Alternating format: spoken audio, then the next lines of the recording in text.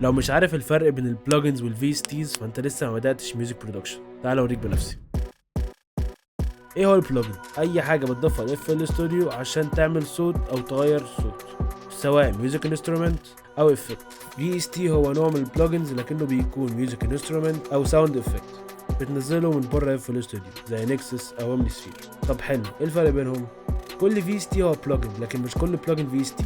معظم في اس تيز بتبقى انسترومنت او ساوند افكت، لكن البلجنز ممكن تكون افكتس او ادوات داخليه جوه اف ال ستوديو. طب امثله على الفي اس تيز مثلا والبلجن، عندك بقى بلجن زي فروتي بارامتريك اي كيو 2، فروتي ريفرب 2 او اديسون. في اس تيز بقى هي زي سيرم او نكسس او ار سي 20. في حاجه اسمها في اس تي 2 وفي اس تي 3، وفي فرق بينهم في الاداء. وكمان في بلجنز تشتغل ستاند الون من غير دو اصلا، هنتكلم عنها قدام. فكل حاجه كده كده هتشرح قدام، ما تخافش. ما تنساش تقول لي ايه اكتر بلجنز او في اس تيز انت بتحبها، وفي النهايه قسم وسمعني.